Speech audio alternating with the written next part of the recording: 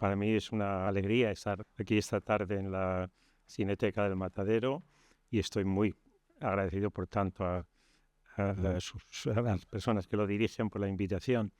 Me alegra también, veros a todos los que habéis venido. Veo a algunos amigos muy queridos que no veía de mucho tiempo y espero que haya algún enemigo también, porque si no sería un poco decepcionante. Pero mi propósito esta tarde es intentar hablar de la felicidad.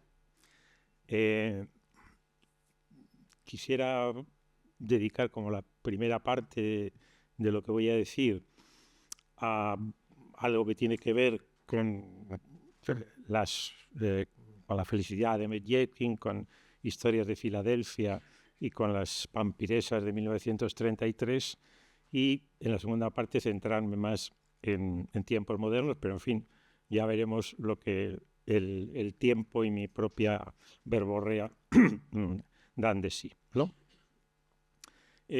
Lo primero, antes de entrar en materia, quizá pues decir alguna cosa, no sé si decir conceptual me parece muy exagerado, pero en fin, por lo menos terminológico, sobre la felicidad, sobre el hecho de que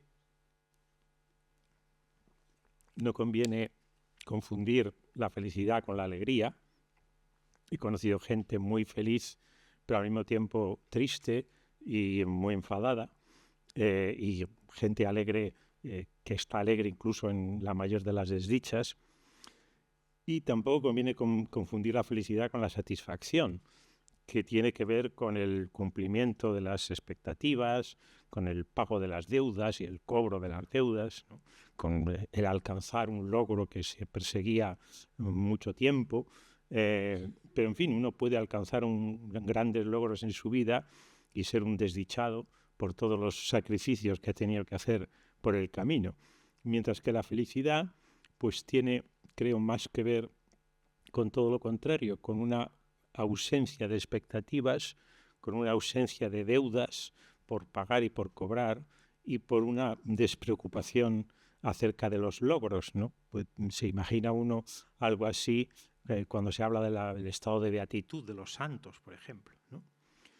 Yo siempre que voy al Museo del Prado, es verdad que nunca he ido solo para ver este cuadro, pero siempre que voy procuro mirar un rato este cuadro de Murillo, que se suele conocer como la Sagrada Familia del Pajarito, que para mí tiene una significación un poco personal, porque en mi casa, cuando yo era pequeñito, pues hubo mucho tiempo en la cocina de mi casa un calendario que tenía esta imagen. Se acabó el año, pero la imagen seguía allí por bastante tiempo. Es un cuadro que pintó Murillo en 1650. Parece que el origen del tema este del pajarito y Jesús niño, pues tiene que ver, los evangelios, como saben ustedes, pues no hablan mucho de la infancia de Jesús, pero los evangelios apócrifos sí. Entonces hay un episodio del Pseudo Tomás en los evangelios apócrifos en donde se cuenta una historia de cómo Jesús de pequeñito pues estaba a la orilla de un río fabricando, vamos a decir así, una serie de pajaritos de barro, ¿no? Hizo 12 pajaritos de barro. Entonces, era sábado, pasaron por allí unos judíos y dijeron, está infringiendo la ley, está trabajando los sábados y tal. Y entonces Jesús, para no comprometer a su padre, dio 2 palmadas así y los pajaritos salieron volando. Bueno, pero nada de eso está en el cuadro de Murillo. El cuadro de Murillo parece que se pintó sobre todo después del éxito que había tenido unos años antes otra Sagrada Familia, o la llamada Madonna del Gato de Barocci, con la cual pues tiene algún parentesco, pero también algunas diferencias importantes. La primera es que en el cuadro de Murillo está San José, un San José bastante joven, ocupando el lugar central. que eso tiene que ver con la influencia del Concilio de Trento, que había decidido que había que dar más importancia a San José en la educación de Jesús, porque siempre se le solía representar como un anciano, como en el cuadro de Barocci, y como un personaje un poco marginal. Luego, además de eso, pues en vez de un gato, aquí lo que hay es un perro, y en vez de un jilguero, como en el cuadro de Barocci, pues hay un gorrión, que es un pájaro mucho más humilde, ¿no? Y luego está, pues naturalmente, la diagonal típica del barroco.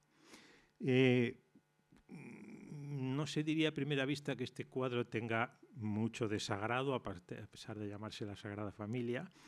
Es una escena cotidiana de familia, el padre, que es carpintero y tiene ahí los instrumentos de trabajo ahí detrás, pues ha dejado un momento su faena para jugar con el niño, igual que la madre, que se ha distraído un instante de su labor de tejido en la rueca, pero que sigue hilando, ¿no? O por lo menos el hilo sigue girando. Es una escena en la que no pasa nada relevante.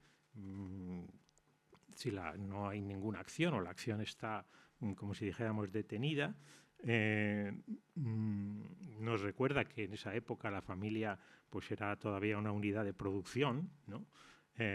Y nos recuerda también que los niños de esta época y de cualquier otra pues son los que se encargan de sacar de quicio todas las cosas y de descolocar todo lo que estaba en su sitio, ¿no? Es decir que, como acabo de decir, pues José ha dejado un momento la cosa de la carpintería. Para hacer la labor de la carpintería, pues claro está que cada cosa tiene que estar en su sitio y hay que prestar atención para ir desplegando las etapas por las que se fabrica una silla o lo que sea, ¿no? Y la Virgen pues también aparta un instante la mirada de la rueca, con el riesgo de perder el hilo, ¿no? De que se rompa o que se líe, ¿no? Y el niño pues es el que ha detenido el trajín de los personajes y todos sus afanes, y en este momento no hay ni producción ni acción, ¿no? La historia está interrumpida. Y eso es precisamente lo que tiene de divino, ¿no? Es decir, que no hay nada que contar. Hay un niño que juega con un perro y con un gorrión, y con ese juego detiene la historia y consigue la atención de sus padres para, pues en realidad para nada, ¿no? Para nada especial, ¿no? Es una escena de felicidad y por eso es gratuita. O sea que no es que sea sagrada esta familia porque sea una familia muy especial, sino que lo que tiene de sagrado es lo que tiene de sagrada toda la familia, que es lo normal, ¿no? Que a diario pues, la felicidad que traen los niños a casa interrumpe la historia, la obstaculiza, la detiene. Pero claro, Murillo muy prudentemente nos cuesta de esto solo el principio. Quiero decir, porque por lo demás no es solamente el juego del gorrión y el perro, es que Jesús ha venido al mundo a interrumpir la historia, a sacar a todo el mundo de sus trajines cotidianos, cuando les dice a sus discípulos, dejadlo todo y veníos conmigo. Ahí en nada, ¿no? Ha venido a anunciar que se acerca a la felicidad y que comparado con eso cualquier actividad, cualquier productividad no significa absolutamente nada. Claro, luego, como todos sabemos, esta historia no acaba nada bien, ¿no? Y es porque la felicidad es difícilmente soportable, sobre todo para los que son infelices, ¿no? Se aguanta más o menos la felicidad de los niños porque, en fin, crecen y pues abandonan enseguida ese estado como de idiotez permanente, ¿no? Pero, por ejemplo, la de los santos, que es la más duradera, es insufrible y por eso hay que crucificarlos o encerrarlos en un manicomio o hacerlos desaparecer porque son un peligro público. O sea, hay que pensar lo que sería, por ejemplo, un gobernante feliz. Pues sería alguien que llevaría a su pueblo a la ruina. O un empresario feliz, pues llevaría a su industria a la quiebra. Un padre de familia feliz llevaría a los suyos a la perdición, como San José si estuviera todo el rato jugando con Jesús en vez de trabajar, o la Virgen si no siguiera hilando y tejiendo, ¿no? Quiero decir que la felicidad es una verdadera catástrofe en esta escena parece que es una catástrofe pequeña, inocente, trivial, pero ya veremos, ¿no? Porque el niño va a armar la de Dios es Cristo. De manera que la felicidad es maravillosa, es una catástrofe maravillosa, pero catástrofe. Mire Dios, ¿cómo es posible que me suene el teléfono? Bien. Segundo, a Hegel lo que es de Hegel, ¿no? Esto de las páginas en blanco viene porque hay un momento en la obra de Hegel en el que Hegel cuenta esas cosas que se dicen de Napoleón o de otros grandes héroes de la historia, que bueno, sí fueron grandes personajes, pero no fueron felices, que en su vida estaban amargados, tristes, etcétera, ¿no? Y entonces Hegel reacciona y dice, pero a nosotros, ¿qué nos importa eso? Es decir, ¿qué nos importa la vida privada de Napoleón o de Alejandro Magno o de Julio César? Estas personas han venido al mundo como los personajes, los actores que vienen a interpretar un personaje, pues han venido a hacer una labor, a extender el legado de la cultura griega, como en el caso de Alejandro Magno, en fin, a extender el Imperio Romano y la latinidad en el caso de Julio César, a extender la Ilustración en el caso de Napoleón, y por lo demás, la felicidad, dice Hegel, en la historia no ha escrito más que páginas en blanco. Es decir, que desde ese punto de vista interesa poco. Pero esta afirmación de Hegel tiene, como veremos, más trascendencia que en el mero marco de lo que es la historia o la gran historia con H mayúscula, ¿no? En todo caso, aquí viene a cuento la primera película que yo había propuesto, La felicidad, de Alexander Medvedkin, porque esta película es un fresco de la vida de los campesinos rusos desde más o menos finales del XIX hasta más o menos los años 30 del siglo XX, personificada en un matrimonio campesino del cual pues nos va relatando la película todas sus desdichas, porque realmente son una pareja de desdichados, ¿no? Es decir, miseria, explotación, guerras en las cuales son carne de cañón, expolio fiscal, violencia y represión política. En un momento dado, la esposa le dice al campesino, vete a buscar la felicidad y no vuelvas hasta que no la encuentres, ¿no? Y como dice Medvedkin, pues este es un campesino que, digamos, personificando a todos sus antepasados, le azotaron durante 33 años, le fusilaron en 12 frentes y le mataron 7 veces en los Cárpatos y perdió la fe. La fe en la religión y la fe también en la política. De manera que cuando se produce la reforma socialista, la colectivización agraria, pues tampoco este campesino tampoco se lo cree. Incumple las normas, le sancionan, le acosan y él se encierra en un baúl hasta que le saque de allí la mano del camarada Stalin, por así decirlo, que le ayuda a salir de la miseria y le permite que se cambie esos harapos que lleva por una ropa nueva y que salga de paseo con su señora. Y se acabó. Ahí se acaba la película. De manera que la felicidad es muy breve. Dura casi 3 o 4 minutos de la película, ¿no? Y por lo tanto pasa con esta película un poco lo que decía Rafael Sánchez Ferlosio, del que hablaremos más luego, que pasaba con las coplas a la muerte de su padre, de Jorge Manrique, ¿no? Esas coplas en las cuales Manrique pues, desprecia los bienes perecederos de la vida terrenal y ensalza la vida eterna. Pero claro, va enumerando esos bienes caducos y la enumeración, la comida, la bebida, el sexo, la juerga, el juego, es una enumeración tan larga y con una descripción tan rica, tan colorida. Es decir, las manzanas se pudren enseguida, sí, pero hasta que se pudren, qué ricas están, qué carnosas, qué jugosas, qué coloraditas, en fin. De tal manera que los bienes caducos y perecederos brillan mucho más que la gloria divina, aunque no fuera esa la intención de Manrique. Bueno, pues pasa un poco así, o incluso al revés, con lo de Medvedkin, ¿no? Es decir, las miserias de la vida de este campesino son mucho más visibles y están mucho más detalladas que la felicidad del colectivismo agrario comunista, que ocupa muy pocos minutos.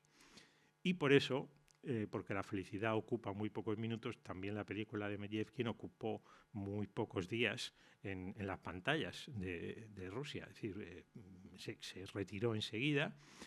Y también es un poco la historia del propio Medvedkin, que era un comunista, marxista, leninista, stalinista fervoroso, pero que no logró exhibir ninguna de las películas que hizo porque no le gustaban a Stalin.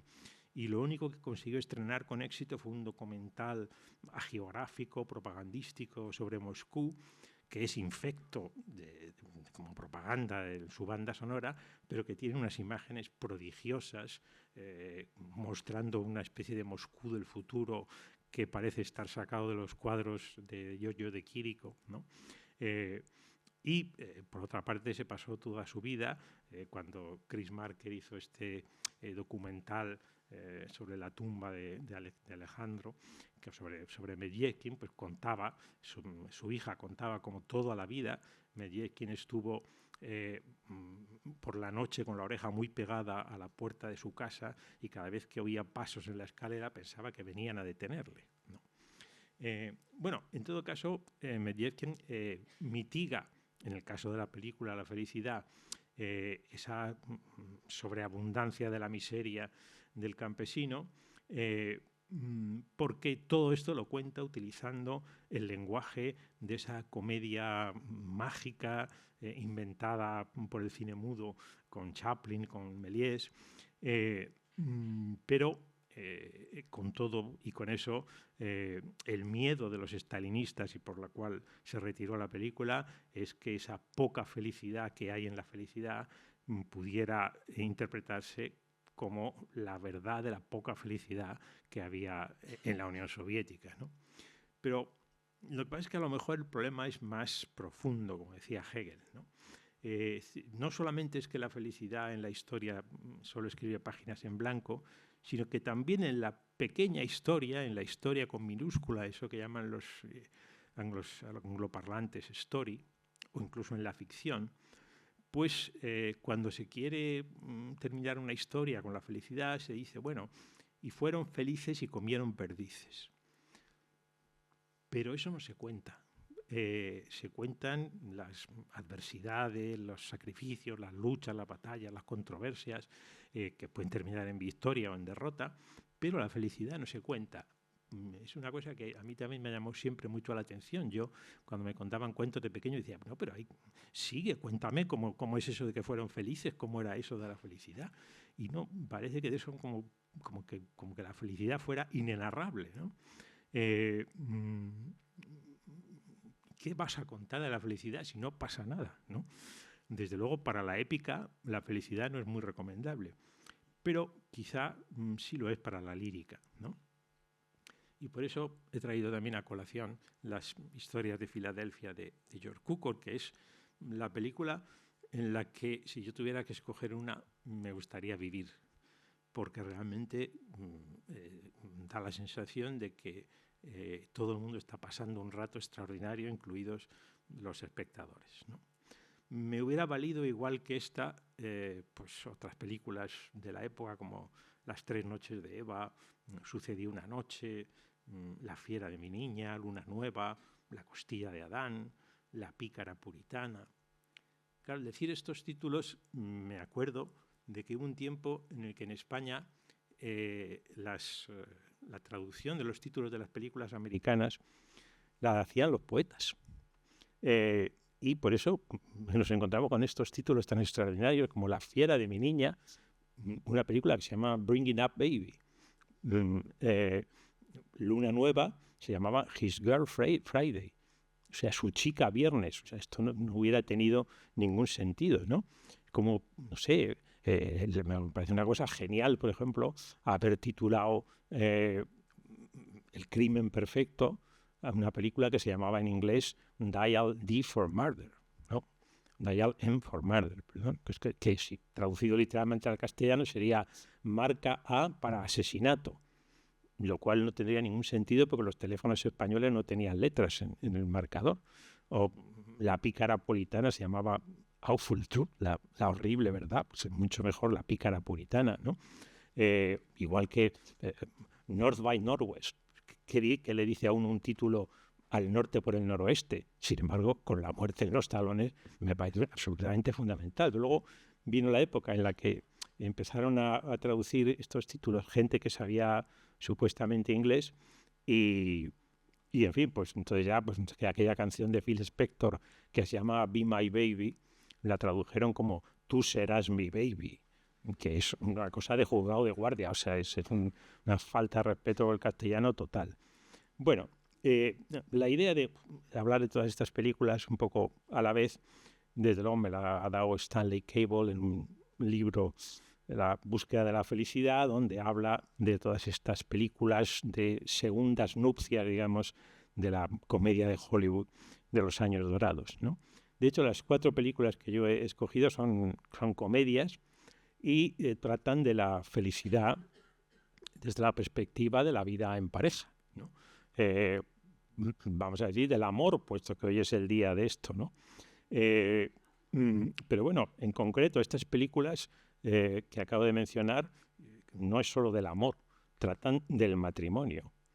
En fin, en el matrimonio está implicado el sexo, aunque como dice Stanley Cable, en fin, los narradores de estas películas tenían la suficiente madurez como para tratar este asunto implícitamente, ¿no? El caso es que hay un prejuicio, no lo tengo, ¿no? Había un cartel que ponía uno en una tienda que decía cerrado porque me voy de viaje, y ponía no es de placer porque voy con mi mujer, volveré a abrir no sé qué, ¿no? Hay un prejuicio de que el matrimonio, digamos, es incompatible con la felicidad, ¿no? Que la felicidad está más bien en la conquista, en el noviazgo, en el flirteo, donde dura todavía la libertad de la soltería. Eso sí que sería narrable, pero cuando llega el matrimonio se acabó. Eso ya es inenarrable. La única felicidad, lo único parecido a la felicidad que cabría en el matrimonio sería el adulterio, que vuelve a ser otra cosa que se podría contar, claro.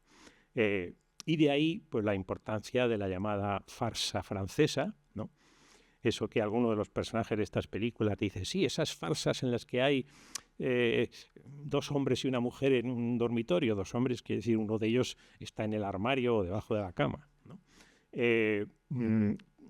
Claro, eso tiene que ver con el erotismo, la fascinación de lo prohibido, los harenes que pintaba Ingres, todavía Brigitte Bardot tiene algo de esto. Y, en fin, es una farsa porque, como en Così fan tutte, pues es un adulterio sin adulterio. Al final se juega el adulterio, pero no se comete, ¿no? ¿Por qué este prejuicio, digamos, de que la felicidad está reñida con el matrimonio? Bueno, pues porque todas esas historias de farsas, como Così fan tutte, tratan de una época en la cual no había divorcio, o bien el divorcio era una cosa que producía, sobre todo en las mujeres, un estado de vejación. Es decir, una mujer divorciada era una anomalía, ¿no? Durante gran parte de nuestra historia, las mujeres han vivido el matrimonio como un destino. Y por lo tanto los matrimonios eran concertados por las familias, y todo esto además tenía un aval religioso, porque claro, esto es lo que le pasó a la Virgen María, ¿no? Que de pronto llegó un ángel y le dijo, mira, te vas a casar con Dios. Que no es que sea un plato de gusto así para nadie, ¿no? Hombre, imagínate vivir con uno que es omnipotente, omnisciente, que ve todo lo que va a pasar, sabe lo que estás pensando, o sea, no te puedes salir al jardín a hablar con ábalos para que no te cojan los teléfonos, ¿no? Una cosa horrorosa, y además pues evidentemente, ¿cómo acaba la vida de la Virgen? Pues es una tragedia, tiene que decir, le organiza Dios un matrimonio para que traiga al mundo a su hijo, al que va a destinar a ser crucificado y a morir en sus brazos prácticamente, ¿no? Vamos, si eso no es violencia vicaria, que venga Dios y lo vea. Bueno, Dios no lo verá, claro. Quiero decir que una mujer soltera, viuda, divorciada, hasta finales del siglo XIX, era una mujer desdichada, una mujer infeliz. Y por eso esto a lo mejor obedece a una regla que es más amplia, ¿no? Y es la idea de que la felicidad es imposible si no hay libertad de elección. Es decir, la felicidad es imposible allí donde uno está sujeto a un destino, ¿no? No sé si... No lo voy a contar porque en fin, les contaría la historia del Sexto Tarquinio, que es muy interesante, pero no la voy a contar, ¿no? Pero al final de, como decía Walter Benjamin, al final de Edipo Rey, Edipo ya prácticamente no dice nada, está callado, pero en ese silencio, decía Benjamin, está recriminando a los dioses que son peores que los hombres, porque esta es la cuita de Edipo todo el rato, ¿no? Es decir, ¿cómo me podéis llamar a mí malo? ¿Cómo podéis acusarme de crímenes si yo no he sido libre, si no he tenido posibilidad de elegir, si ya me habíais preparado todo? ¿Cómo puedo yo ser malo si no he sido libre, ¿no? Claro, Hegel decía que en la historia los grandes hombres son lo que llamaríamos personajes de destino, ¿no?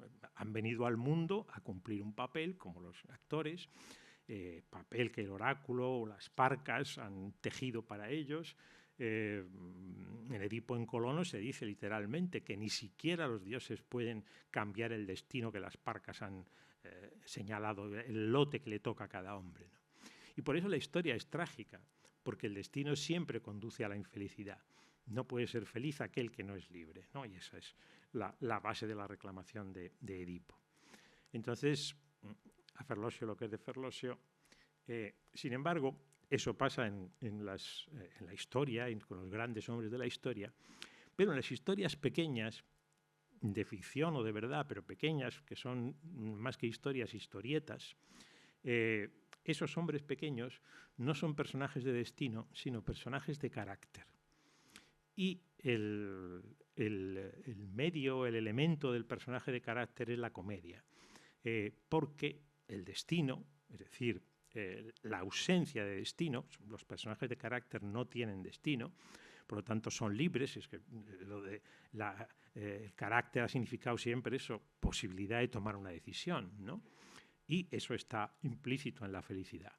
En las historias trágicas, en las tragedias, el carácter está siempre subordinado al destino. Es decir, los personajes de carácter son siempre personajes secundarios, el mayordomo, la criada, el indio que escucha, pega el oído al suelo a ver si vienen los enemigos, y normalmente acaban muertos porque son personajes instrumentales para que el héroe trágico cumpla su destino, para que el argumento llegue a su desenlace fatal, ¿no?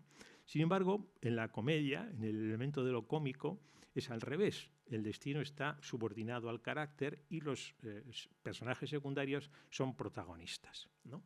Ahí no hay propiamente argumento, sino que hay más bien eso que, desde luego, echando mano de Chaplin, llamaríamos el gag. Esa historia, ese gag cómico que siempre se repite una y otra vez, que incluso se puede contar como los chistes, el de la guerra, no hace falta ni contarlo, ya se ríe uno, ¿no? Digamos, se elimina, digamos, todo lo que la tragedia tiene de sacrificio, de infelicidad, etc., ¿no? Entonces, sobre lo que llamaba la atención Stanley Caldwell es que sobre que la comedia americana está de enredo matrimonial que se hace en Hollywood en la época en la que el divorcio es un divorcio honorable, es decir, que no marca con la infelicidad a los que se divorcian, pues aparece la posibilidad de contar la felicidad, de contar la fiesta, el estado de fiesta, como elemento de lo cotidiano. Él dice, aprender de la experiencia, como también se aprende en la tragedia, pero pasando un buen rato, ¿no? De manera que la conclusión de estas historias, como pasan historias de Filadelfia, no está en el futuro, ni en la eternidad, en el para siempre, sino en un presente que está continuado por el antes y por el después. O sea, la fiesta como regocijo cotidiano y como renuncia a la venganza, ¿no? Cable identifica o relaciona al personaje de Katharine Hepburn en Historias de Filadelfia con la Miranda de la Tempestad de Shakespeare. En el acto quinto, cuando Miranda dice: «Oh, qué maravilla, cuántas criaturas bellas hay aquí, cuán bella es la humanidad, oh mundo feliz en el que vive gente así». Esto del mundo feliz es de donde sacó Aldous Huxley su mundo feliz.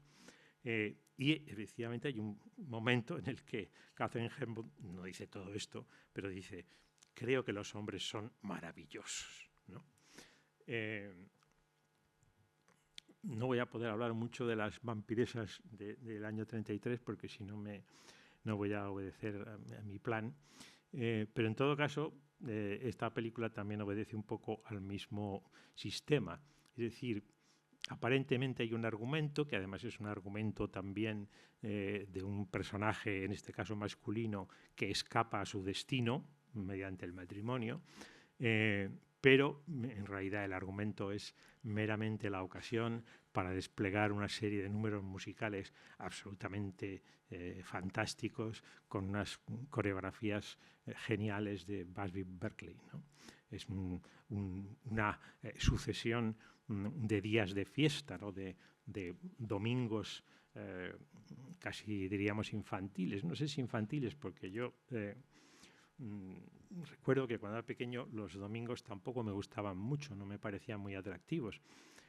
A lo mejor es porque también, claro, a uno que no trabaja, pues el domingo tampoco le dice mucho, ¿no? Y además en mi casa el domingo se practicaba la higiene con especial esmero y eso pues a los niños no es una cosa que les encante. Digamos, sin embargo, era la vida mucho más agradable cuando en casa no estaba el padre, que es el único que de verdad tenía domingos, que introducía un poco de seriedad, ¿no? La mañana del domingo pues era luminosa, a veces había un paseo en coche, que en esa época era una auténtica aventura, no solo para los niños, pero la tarde del domingo era bastante plomiza y un poco interminable, ¿no? Aunque no puedo precisar exactamente las fechas y seguro que mezclo, pero yo recuerdo que después de las comidas, pues mi padre comenzaba un peregrinaje aguas arriba y aguas abajo del pasillo, con un alma en pena, como un toro que se ha quedado sin la manada. Se paraba un poquito en la cocina a reposar y volvía a empezar. Iba todo el rato con la radio, no era ni siquiera un transistor, yo creo todavía, escuchando un programa que se llamaba Carrusel Deportivo, que creo que dura todavía, donde pues rotativamente se iban contando cómo iban los partidos de primera división de fútbol, ¿no? Mi padre pues iba callado, pero se le notaba el talante en la mirada, en los pasos, unas veces enfurecido, otras veces tenso, otras veces indiferente, otras veces desfondado, ¿no? Y todo ese peregrinaje obedecía, claro, a que en el salón donde mi padre tenía su trono, pues se había instalado la televisión y, claro, los radioyentes habían quedado marginados, ¿no? Los programas de sobremesa, pues era primero Bonanza y después la programación infantil, que el 80% de las veces daba unos documentales de animales que a mí me parecían horrorosos, y después digamos, un cine familiar. Y solo al anochecer, cuando ya llegaba la hora de la cena, pues sigilosamente mi padre se acercaba al salón con el transistor ya apagado y se desplomaba en el sillón de orejas muy desgastado, como una fiera apaleada, ¿no? que ha sido humillada. ¿Y por qué? Pues porque eso significaba que, como casi todos los domingos, el Atleti había perdido. Él ya lo había oído en tiempo real en la radio, pero venía para ver cómo se hacía oficial en la televisión, en el telediario. Por si acaso, a lo mejor el comentarista hacía alguna postilla un poco piadosa, ¿no? Mi madre, que era del Real Madrid, cuyo estado natural es la victoria, pues evitaba hacer todo comentario mientras ponía la mesa, y algunas veces mi padre la decía: estarás contenta, ¿no? Pero en fin, a medida que me fui yo incorporando a la rutina de la semana laboral, pues comprendí que aquella depresión de mi padre no venía solamente del fútbol, ¿no?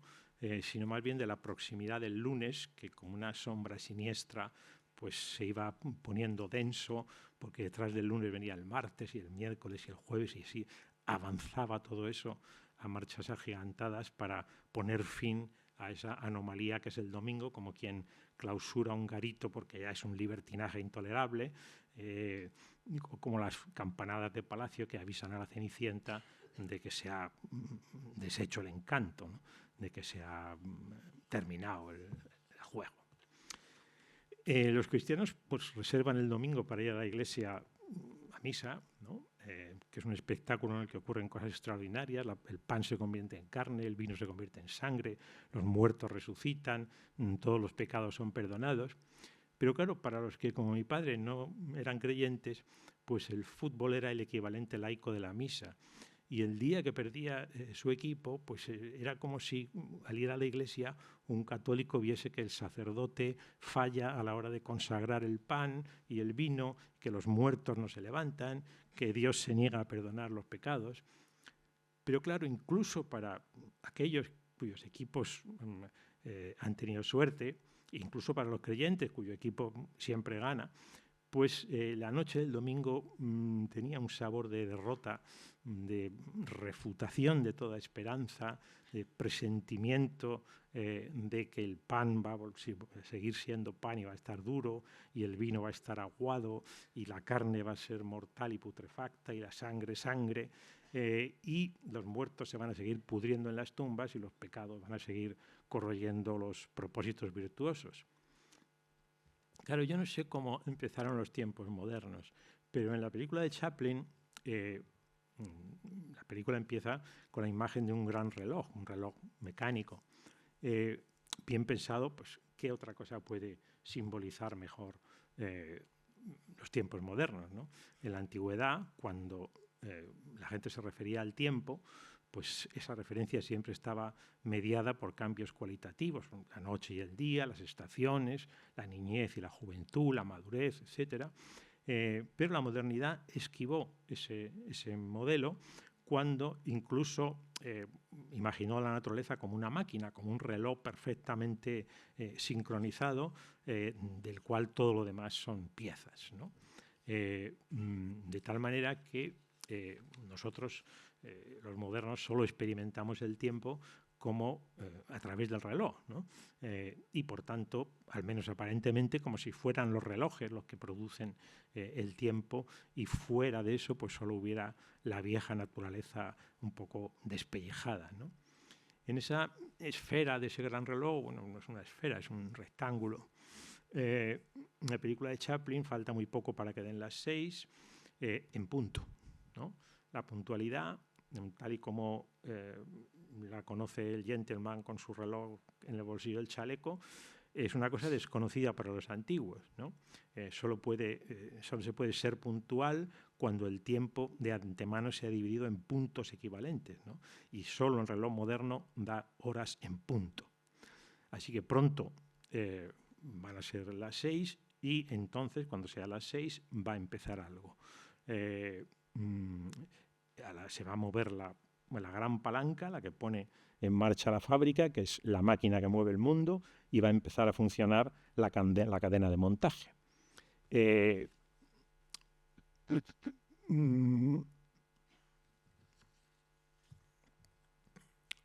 este momento, digamos, los 6 en punto, cada trabajador tiene que estar en su sitio, en el punto exacto que le corresponde, y entonces la cinta empieza a moverse, empieza el movimiento, empieza la película, que es una imagen en movimiento, fotogramas instantáneos ensamblados y cada vez que el trabajador ejecuta la operación que le corresponde, pues se contabiliza como un ahora puntual, un punto de presente.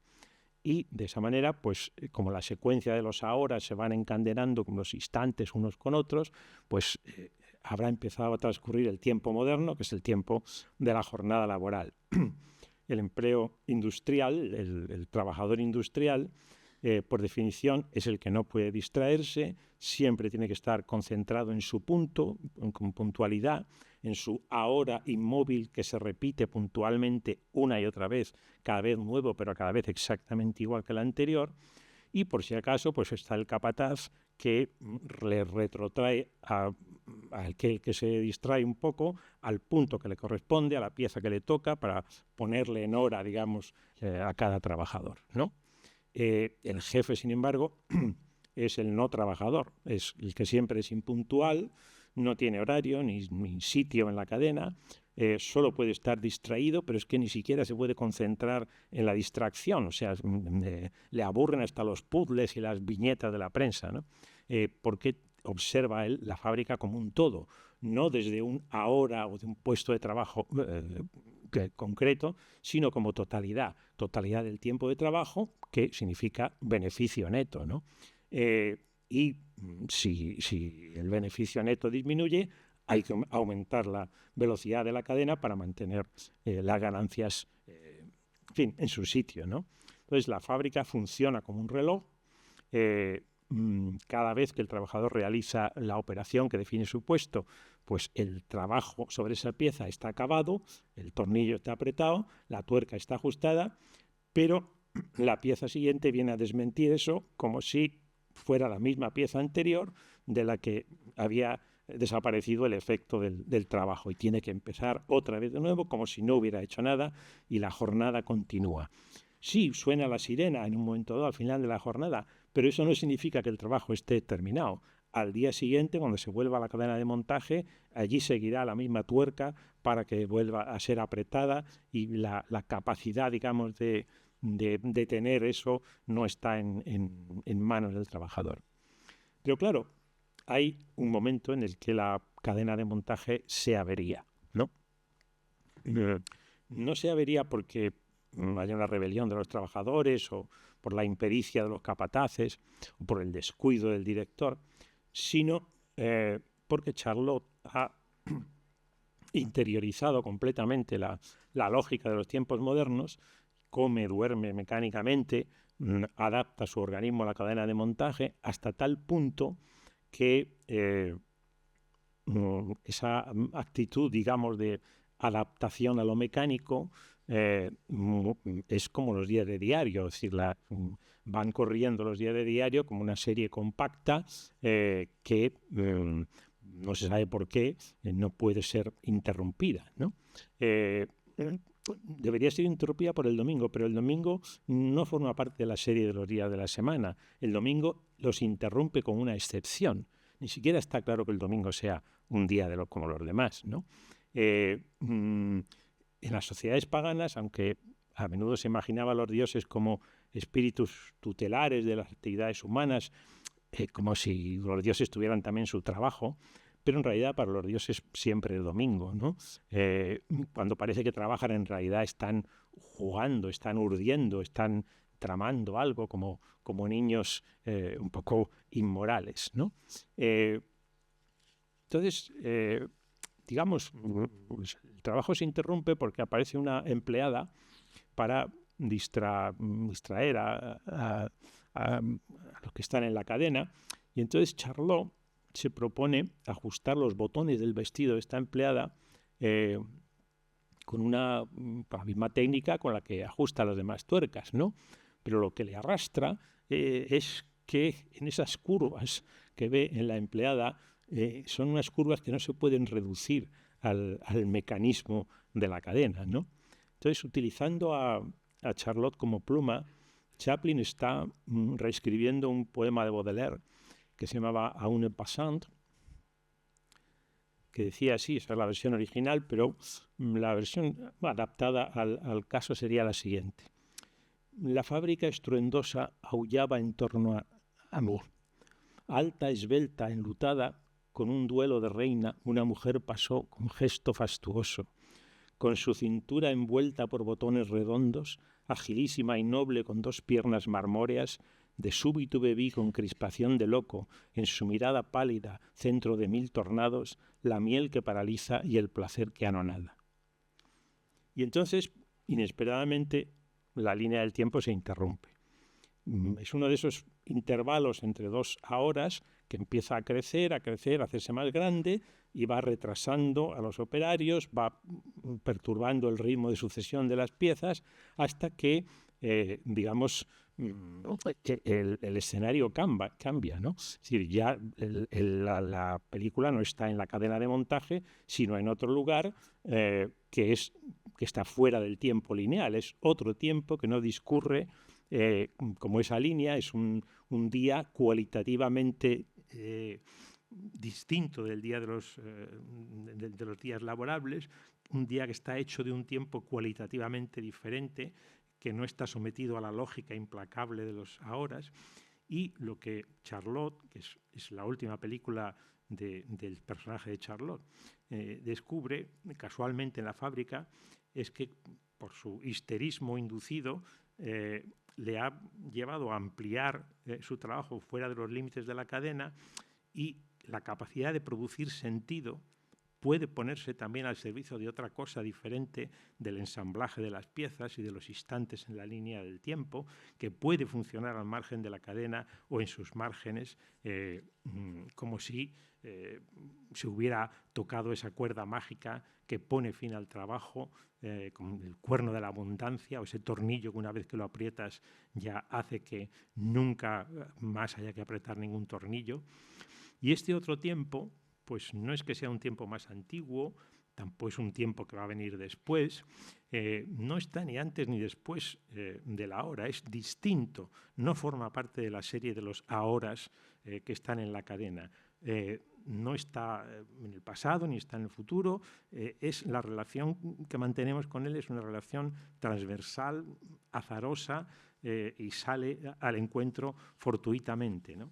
Y en la película, pues este día de fiesta aparece periódicamente, interrumpiendo la lógica de la fábrica, de los relojes, del ferrocarril, etcétera, incluso la lógica del music hall, ¿no? que también es, en el fondo, la lógica laboral, la misma lógica, ¿no? Claro, que siempre sea domingo es imposible, ¿no? Para mantenernos con vida, pues los mortales necesitamos procurarnos un mínimo de bienestar material, ¿no? La semana laboral, pues con su fatídica secuencia de lunes, martes, es hija de una pobreza material, que nacemos carentes de los recursos necesarios para sobrevivir en una naturaleza amenazadora, y para hacer frente a eso, pues hay que hacer eso que llamamos trabajar. Pero ¿por qué no estamos entregados a esa lógica de la necesidad sin interrupciones ni excepciones? ¿Y por qué la semana laboral no se reproduce infinitamente saltándose el domingo, que es en realidad su tendencia? Pues porque inexplicablemente, nadie sabe por qué, los hombres no nos conformamos, los mortales, solo con trabajar, sino que además trabajamos para algo, para el domingo, ¿no? Que es el día que dedicamos a dar sentido a nuestra vida. Como digo, no es posible que sea siempre domingo. Cuando nos ponemos en plan de domingo, pues más tarde o más temprano suena el despertador recordándonos que es lunes, que la nevera está vacía, etcétera, ¿no? Pero, digamos, el domingo se echa de ver que es una cosa completamente distinta de todos los días de la semana, y que es ese día en el cual, ese día que hay que fabricar, porque quien no lo fabrica, además de pobreza material, tiene ese tipo de pobreza espiritual, que es la falta de sentido, y que es lo que da sentido a todo lo demás. Que siempre sea domingo es imposible, pero también es imposible que siempre sea lunes, martes, miércoles y jueves. Es verdad que el lunes llega, bueno, pero habrá que esperar al domingo siguiente para que se vuelva a repetir el milagro. y eso es lo que tenemos que hacer todos aquí. Quiero decir que nos quedaríamos aquí hablando y hablando mucho tiempo, pero claro, hay que hacer otras cosas. Muchas gracias.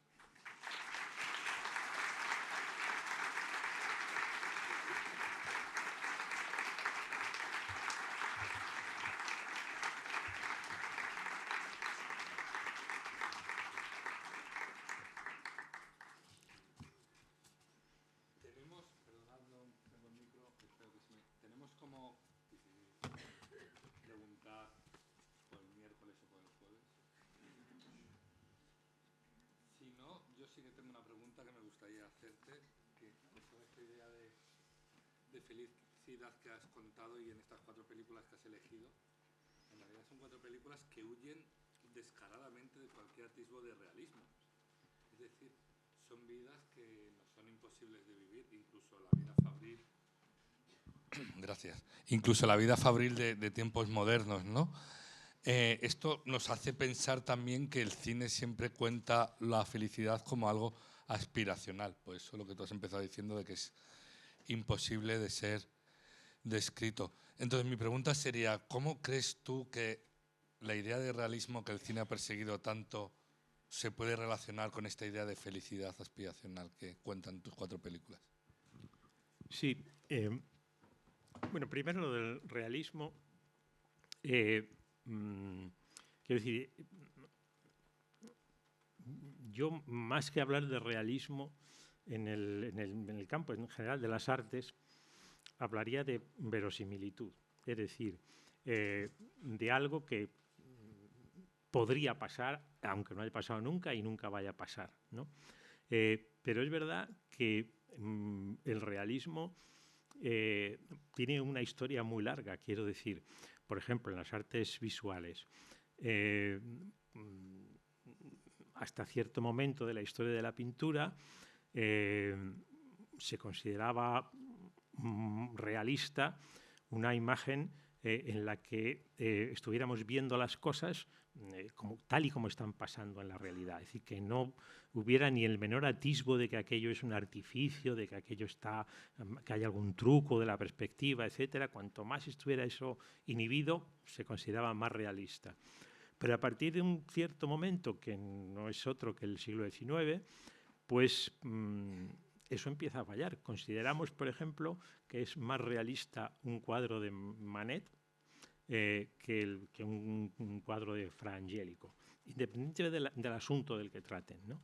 De pronto nos parece que esos cuadros de Manet, donde la perspectiva está un poco estropeada, si pienso en el cuadro del Folies Bergère, donde nos ofrece una imagen que es imposible porque pone en el espejo a una persona que no puede estar en el espejo de ninguna manera, si es verdad lo que nos está contando. Y sin embargo, esos efectos que nos descubren, digamos, lo que la pintura tiene de artificio, se consideran más realistas. Y se consideran más realistas justamente porque no quieren engañar al espectador, porque le muestran lo que la ficción tiene de ficción. Se autodenuncian como ficción, ¿no? Es un poco lo que ya hacía Velázquez al poner a los reyes en el espejo en las Meninas, ¿no? Quiero decir,